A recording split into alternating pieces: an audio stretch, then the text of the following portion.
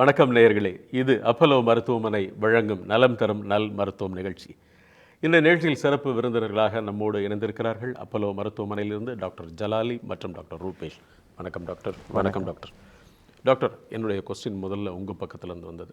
நம்ம கடந்த வாரம் கூட சில விஷயங்களை பேசணும், குழந்தைகள் சம்மந்தமாக எல்லாம். எப்போவுமே இந்த அறுவை சிகிச்சைகள்னு வரும்பொழுது ஒரு பயம் இருக்கும், அது வேறு. ஆனால் 2 அறுவை சிகிச்சைகளுக்கு உலகத்தில் உள்ள பிறந்திருக்கிற எல்லா மனிதர்களும் பயப்படுவாங்க எனக்கு தெரிஞ்சு. ஒன்று முதுகு தண்டுவடம், 2வது மூளை. ஸ்பைன் சர்ஜரி அப்படின்னு சொன்னால் உடம்பே நடுங்கிடும்.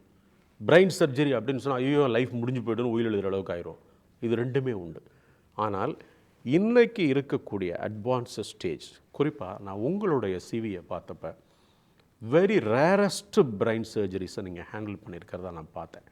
ஸோ பிரெயின் சர்ஜரியை அவ்வளவுக்கு கெட்டிக்காரத்தனமாக அந்த பழைய காலத்து பயம் இல்லாமல் 100% வெற்றிகரமாக நம்மளால் பண்ண முடியும் அப்படிங்கிற ஒரு நம்பிக்கையை நீங்கள் விதைத்திருக்கிறீர்கள். அதை பற்றின தகவல்லாம் எனக்கும் இந்த பார்க்குற நேயர்களுக்கு போய் சேரணும். நம்ம அதனால் முதல்ல அதை பேசுவோம். நீங்கள் சொன்னது ரொம்ப கரெக்ட். இப்போது பார்த்தீங்கன்னா, இப்போ மூளையில் கட்டி இருக்குது, பிரெயின் ஆப்ரேஷன் பண்ணோலே ஐயோ டாக்டர் கை கால் போயிடுமே, பேச்சு வருமா, திரும்ப அந்த கேள்வி தான் ஃபஸ்ட்டு வரும். அதே மாதிரி தான் முதுகு தண்டும். இப்போ ஸ்பைன் ஆப்ரேஷனாலே பேராப்ளீஜியா, கால் வராதுன்னு சொல்லிடுவாங்களே அப்படிங்கிற பயம். இது உண்மை. அந்த பயம் இருந்தது. ஏன்னு பார்த்தோன்னா, ஒரு 15-20 இயர்ஸ் முன்னாடி வரைக்கும் பார்த்தீங்கன்னா, இப்போ ஜென்ரலாக எல்லா ஆப்ரேஷனுமே நேக்கட் ஐயில் பண்ணுவோம். ஆனால் இப்போது குடலுக்கு இப்போ பார்த்தீங்கன்னா, இப்போ லேப்ரோஸ்கோப்பி வந்ததுக்கப்புறம் இப்போ almost open surgery ruled out. இப்போ எல்லாமே மெஜாரிட்டி ஆஃப் சர்ஜரி லேப்ரோஸ்கோப்பிக்ங்கிறது. சேம் வே பிரெயின் சர்ஜரியை பொறுத்த வரைக்கும் இது மேஜர் சேஞ்ச் அப்படிங்கிறது பார்த்தோன்னா மைக்ரோஸ்கோப்.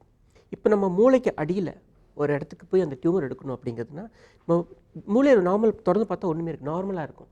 எப்படி இப்போ இதை ரீச் ஆகும் அப்படிங்கிறது இப்போது சிம்பிள் எக்ஸாம்பிள் சொன்னோன்னா, இப்போ நம்ம இப்போ தெரியாத இடத்துக்கு போகிறோன்னா இன்றைக்கி நம்ம மேப் இல்லாமல் போக மாட்டோம். கூகுள் மேப்புங்கிறது ரொம்ப முக்கியம். Same way navigation. இப்போது ஃப்ளைட்டில் போகிறது அப்படி ஃப்ளைட் சொல்லி navigate.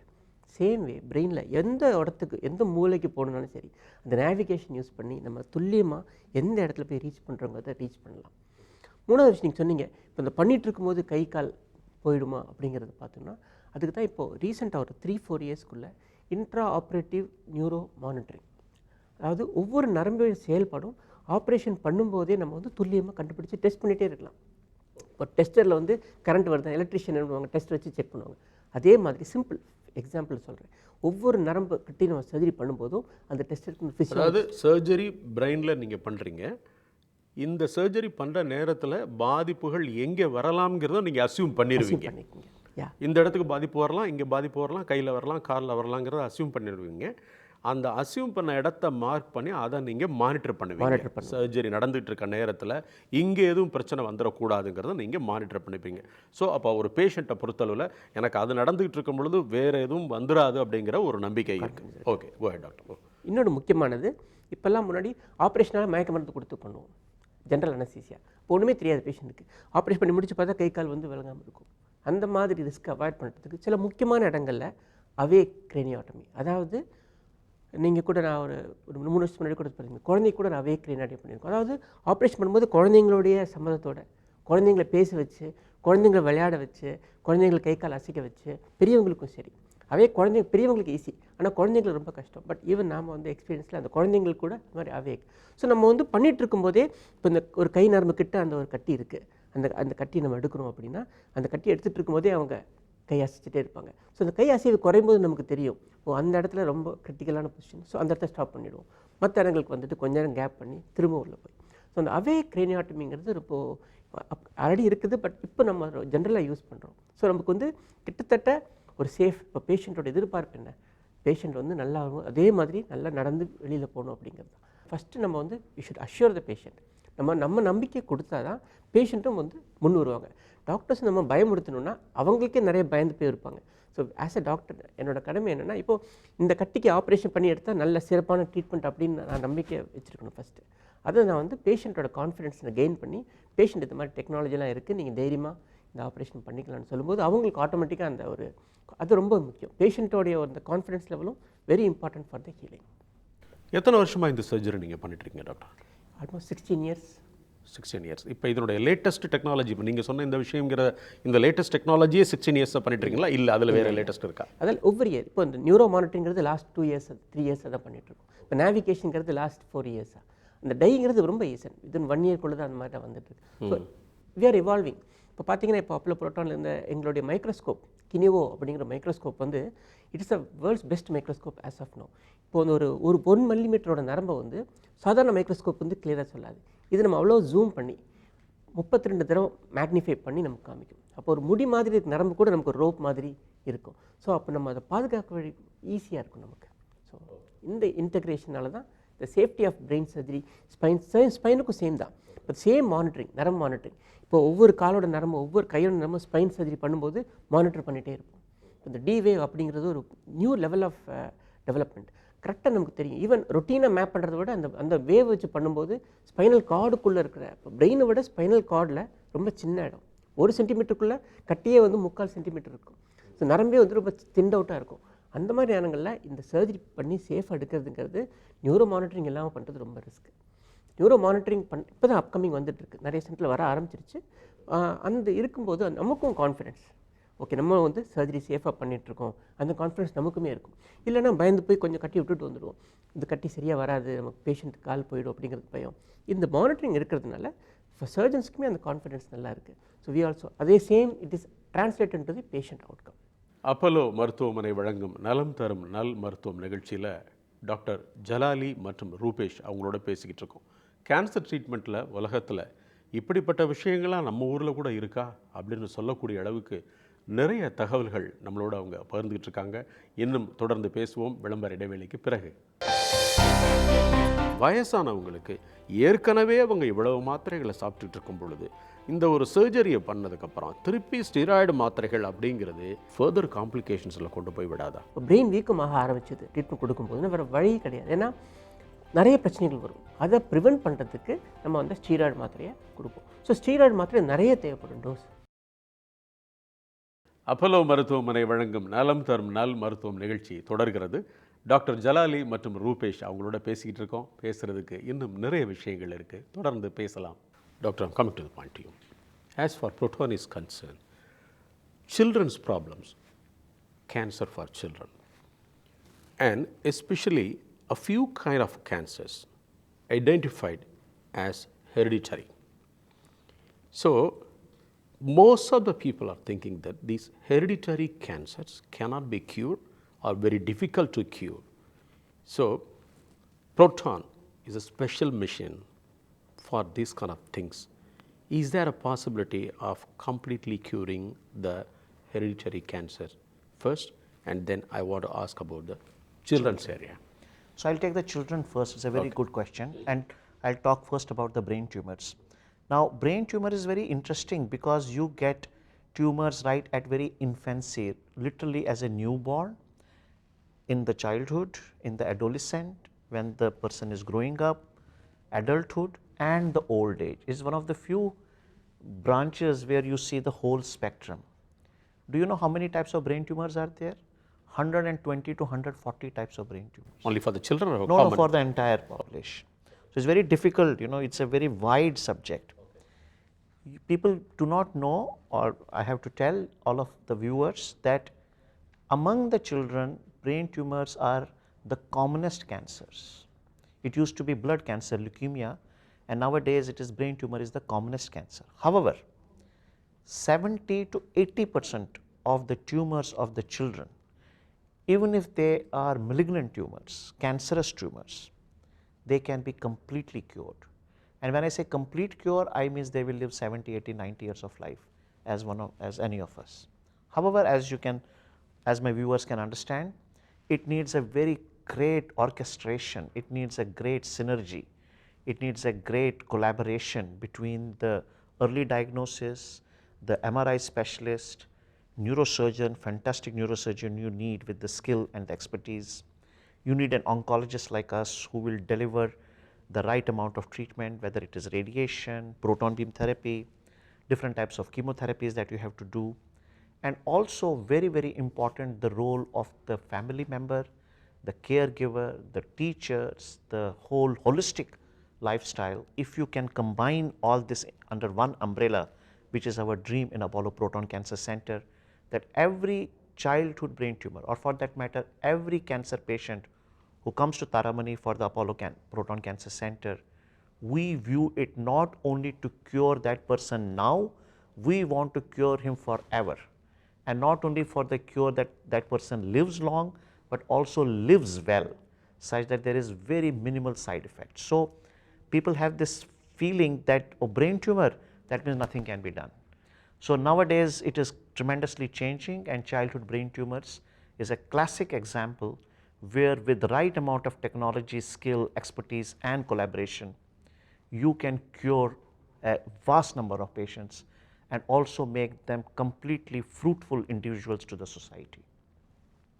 The second question is the hereditary cancers. Now hereditary cancers can sometimes be in the children also. Brain tumors, only 2 to 3% are actually hereditary cancers. But hereditary cancers can also occur in other cancer sites. For example, breast cancer. I also have some expertise in breast cancer.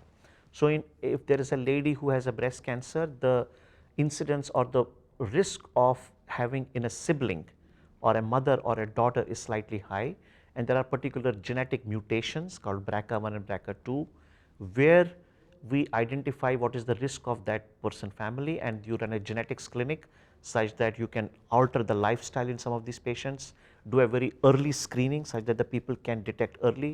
If you detect cancer or a tumor or a brain very early, a large number of tumors can be cured. Okay, that's fine. Doctor, நான் உங்ககிட்ட வரேன். Doctor, குழந்தைங்களுக்கு ஒரு brain surgery R mid ஏஜில் ஒரு brain surgery பண்ணும் பொழுது அவங்களுக்கான மெடிசின்ஸு, சப்போர்ட்டிவ் எலிமெண்ட்ஸ் இதெல்லாம் இருக்கும். அதே சமயத்தில் வயசானவங்களுக்கு ஒரு 60 இயர்ஸ் 70 இயர்ஸ்க்கு மேலே ஒரு பிரெயின் சர்ஜரி பண்ணும் பொழுது தெர் ஆர் கோமார்பிடிட்டிஸ் இருக்கும். அண்டு இது தவிர அவங்க க்ரானிக் இல்னஸில் டயபெட்டிக்கு மாத்திரை சாப்பிட்டுருப்பாங்க, இதுக்கு மாத்திரை சாப்பிடுவாங்க, பிபிக்கு மாத்திரை சாப்பிடுவாங்க. டெய்லி கரெக்டாக காலையில் 2 இட்லி, அது ஒரு 100 கிராம் இருக்கும், 1/4 கிலோ மாத்திரை 2 வச்சுருப்பாங்க நிறைய பேர் பார்த்தீங்கன்னா டப்பாவில்.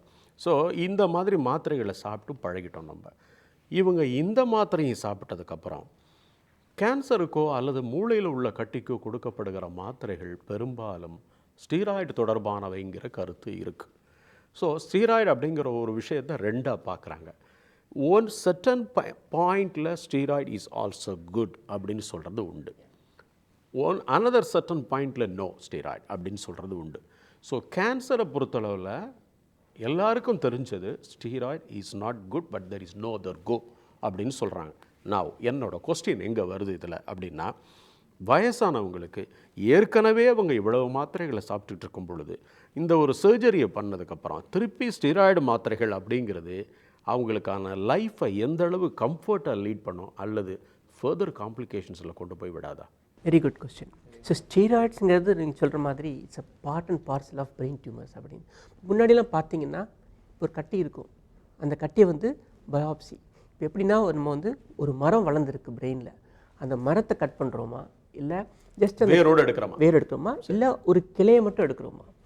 இப்போ அந்த கிளையை மட்டும் எடுக்கிறது தான் பயாப்சி. அப்போ அந்த மரம் அப்படியே இருக்கும். அந்த மரத்துக்கு நம்ம ட்ரீட்மெண்ட், அதாவது ரேடியேஷன் அப்படின்னு கொடுத்தோன்னா அப்போது அதோட விளைவுகள் நிறைய இருக்கும். அது ஸ்வெல்லிங் ஆகும். இப்போ மண்டை ஓடு பார்த்தீங்கன்னா இட்ஸ் ஃபிக்ஸ்டு வால்யூம். அந்த கிளையை எடுக்கிறது அப்படிங்கிறது இந்த வியாதியினுடைய தன்மை என்ன?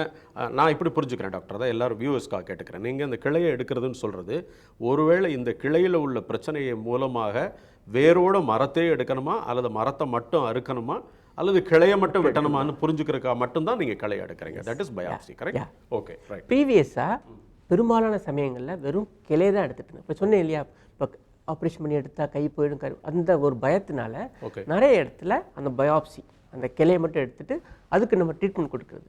அப்போ பார்த்தீங்கன்னா அந்த ட்ரீட்மெண்ட்டுக்கு உண்டான சேஞ்ச், வீக்கம், இப்போ பிரெயின் வீக்கமாக ஆரம்பிச்சது ட்ரீட்மெண்ட் கொடுக்கும்போது வேறு வழி கிடையாது. ஏன்னா நிறைய பிரச்சனைகள் வரும், ரொம்ப டல்லாகிடுவாங்க, கை கால் விழுந்துடும், பேச்சு விழுந்துடும். அதை ப்ரிவெண்ட் பண்ணுறதுக்கு நம்ம வந்து ஸ்டீராய்டு மாத்திரையை கொடுப்போம். ஸோ ஸ்டீராய்டு மாத்திரை நிறைய தேவைப்படும் டோஸ். இப்போ அதனால் எங்கெங்கே பாசிபிளோ நம்ம மரத்தோடு எடுத்துட்டோம்னா அந்த ட்ரீட்மெண்ட் கொடுக்கும்போது அந்த ஸ்டீராய்டோடைய ரெக்குயர்மெண்ட் ரொம்ப குறைஞ்சிரும். ரொம்ப ப்ரீஃப் பீரியட், மேபி ஒரு வாரம், ஒரு 10 நாள், அந்த அளவுக்கு ரொம்ப முடிச்சுக்கலாம். ஸோ அதனால தான் எங்கெங்கே பாசிபிள், ஈவன் சர்வைவல் கூட. இப்போ முன்னாடி இந்த கான்செப்டாக இருந்தது பயாப்சி, ரேடியேஷன், அந்த ஒரு கான்செப்ட் தான் இன்னும் நிறைய இடத்துல இருக்குது. ஆனால் நம்ம வந்து அந்த இல்லாமல் நம்ம அந்த மரத்தோடு எடுத்தோம்னா அவுட்கம் நல்லாயிருக்கும், லாங் டேர்ம், த லாங்கிவிட்டி.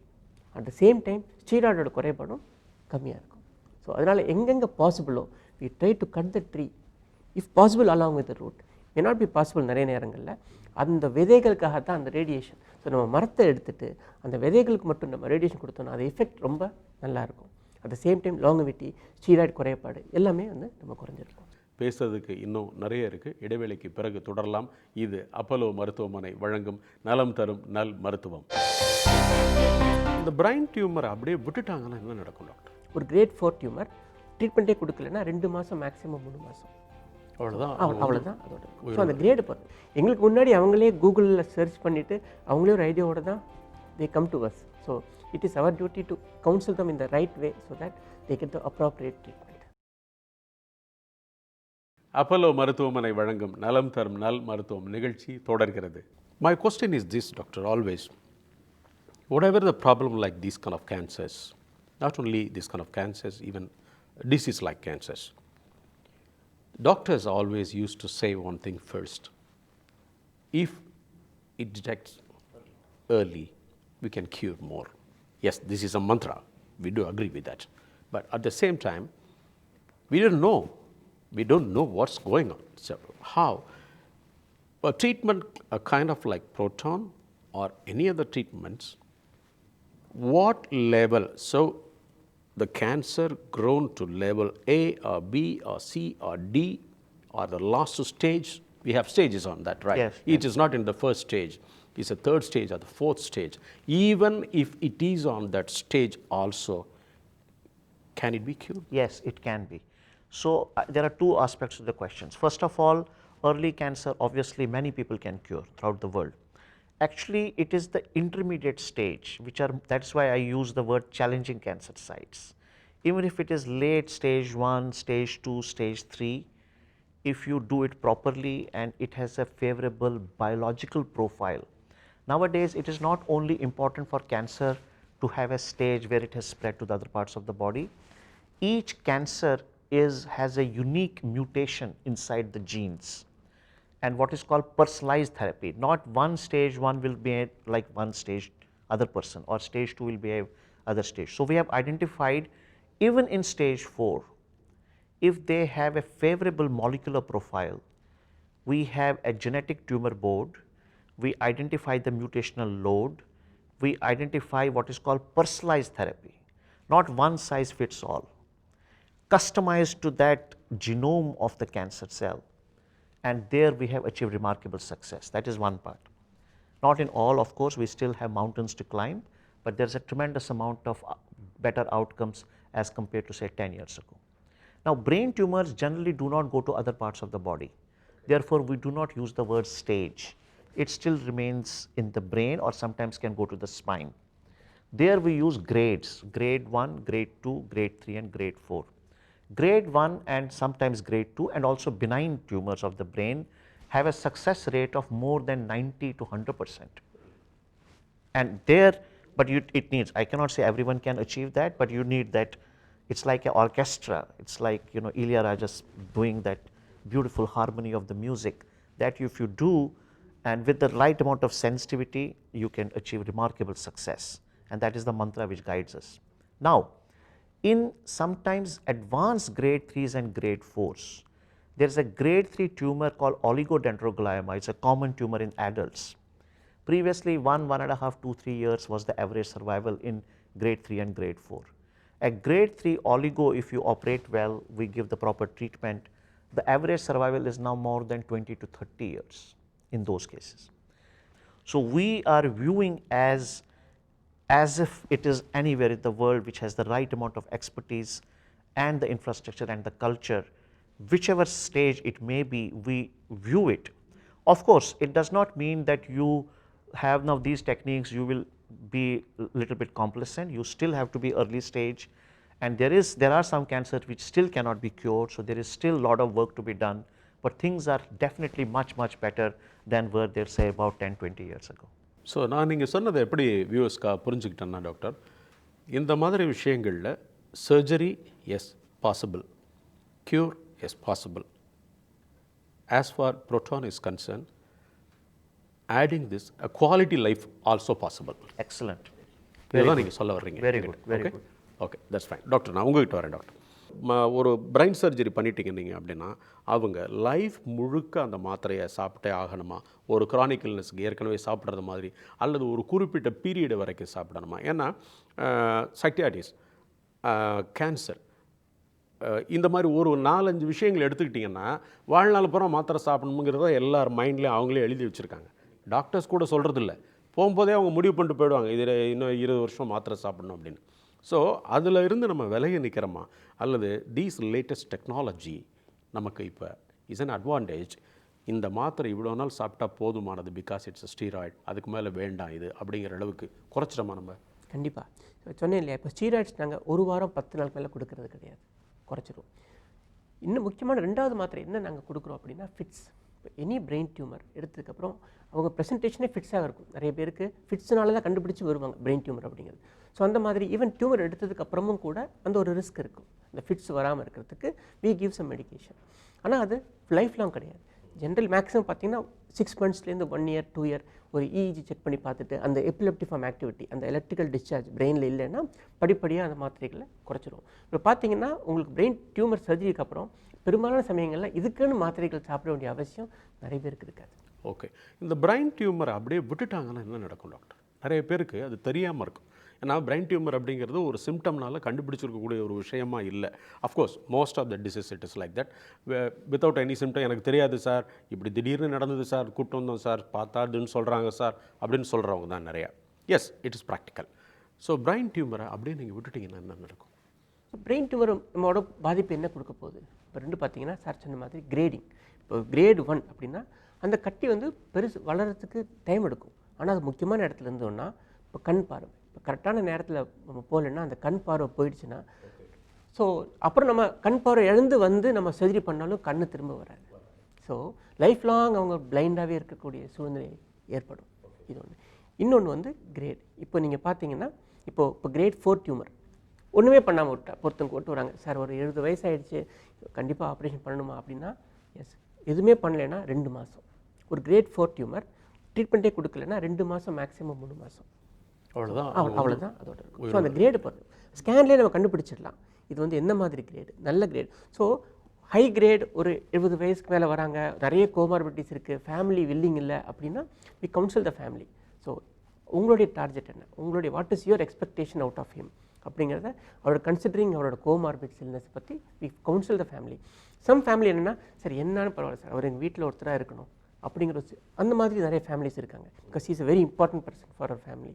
அப்போ வந்து we go the extra length treat பண்ணுவோம். ஸோ சம்டைம்ஸ் சில்ட்ரன் இப்போ நிறைய ஒரு போர் சார் அது ஆல்ரெடி ரொம்ப கஷ்டம் சார், இந்த பசங்களாம் பார்த்துக்க முடியாது, ஒரு கை காலம் எஸ்பெஷலி பொண்ணுங்க குழந்தைங்க ஒரு கை கால் இல்லாமல் பேச்சு வராமல் ரொம்ப கஷ்டம் சார், அதனால் நாங்கள் அக்ரெசிவாக பண்ண வேண்டாம், நாங்கள் அப்படியே கூட்டு போய்டுறோம் அப்படின்னு சொல்கிற ஃபேமிலிஸும் இருக்காங்க. So we see all the types of family. So not only the disease, we see the family counselling, what family expect பண்ணுறாங்க அப்படிங்கிறது. But as a duty we have to tell, இந்த மாதிரி கட்டி இது பண்ணால் நல்லா ஆவாங்க அப்படின்னு சொல்லும்போது அது ஏற்றுக்கக்கூடிய நாடுகள் இப்போ நிறைய பேர் அந்த மாதிரி இருக்காங்க. எங்களுக்கு முன்னாடி அவங்களே கூகுளில் சர்ச் பண்ணிவிட்டு அவங்களே ஒரு ஐடியாவோட தான் they come to us. So it is our duty to counsel them in the right way so that they get the appropriate treatment.